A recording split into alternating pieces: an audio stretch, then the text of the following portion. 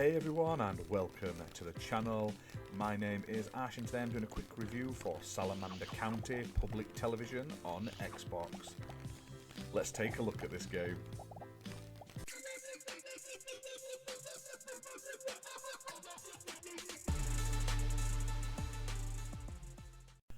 So what is this game? Salamander County Public Television is a very strange game. It's a minigame-packed mystery comedy set in a TV station. So basically, the game sort of has a plot revolving around you becoming a new hire for this public TV station. Weirdly though, at the same time you get this job, everyone in the county has suddenly disappeared, except for you, your boss, and another employee. But basically they're like, we've got to keep the TV show going, and basically you just have to complete a load of mini games, which are technically the programming of the channel, to progress through the story.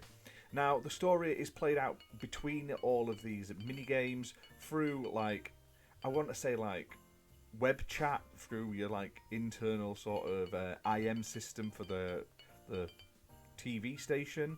And there are 25 different minigames ranging from weird to absolutely bonkers that you have to complete.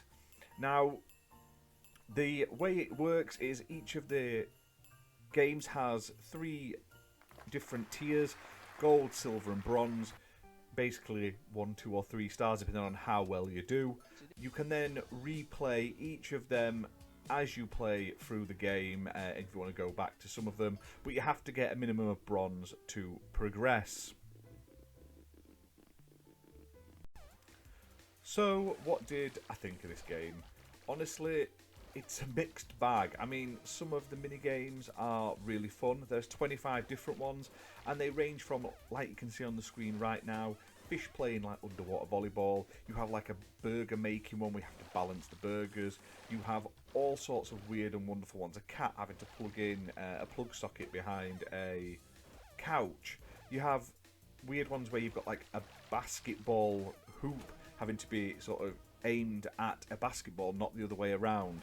All this weird and wonderful things that you've just got to play. There's even one where you have to like shoot bowling balls at Skittles, and every time it hits one of them, it like sort of like multiplies, and they keep multiplying, so you basically have to keep hitting them and hitting them. Really, really weird. Crazy. It reminds me of Bishi Bashi Special on the PS1. Just lack of multiplayer is a downside. That's the problem with like mini games for me. If they're not multiplayer, they're kind of a little bit pointless. Now, there are a good variety of games, 25 all in. Some of them are funny and you'd want to play more than once. Others are terrible and you'll probably never want to play them again.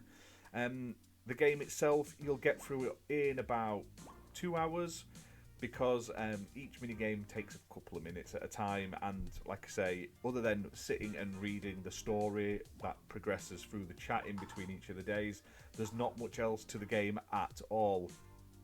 Now, the plot is a bit weird and the dialogue has a lot of humour in it and stuff like that, but it's the mini-games that are the main focus of this game, and there's just not enough content there to, my opinion, sort of recommend it at the price it's at. It's great for achievements though. If you do want an achievement boost, you can get the full 1000 gamer score in about half an hour. You don't have to play the entire game, you just have to play, I think it's like the first sort of 13 or so mini games, and you don't even have to get the best score on them, you just literally have to finish them.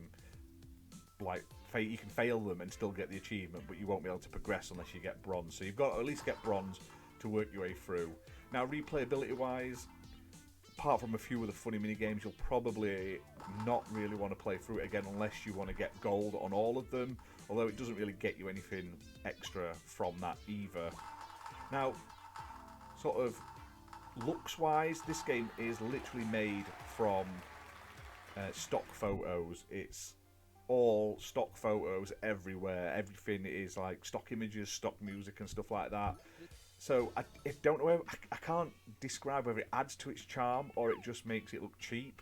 It's a bit of both. Like Bishi Bashi had all these silly mini games, but it had a lot of like original, like hand-drawn, like anime-y sort of Japanese-esque art styles to it. Whereas this is very, very basic, straightforward stock photos. It does work in some aspects, but others it doesn't. So, this game is priced at £6.69 on the Xbox Store, playable on Xbox One and Xbox Series X and S. It's got smart delivery and it's optimised for Xbox Series X and S, and it was released on the 12th of January 2023. It's developed by Tinzone Games and it's published by Penguin Pop Games, who were kind enough to send me a copy for this review, so big thank you to them for that. Overall, like I say, some of it is quite enjoyable. Some of the minigames are fun and unique and just silly and absurd, but there's just not enough content to warrant you ever going back and having a lot to do after you've got the 1000 gamer score. And as an achievement hunter, I was like, fantastic, that's great, but other than that, there's just not enough content to keep coming back and keep playing. And the lack of multiplayer hurts it, I think. If it had multiplayer, I think you'd pull it out at parties and every now and again when you've got your friends around to have a laugh.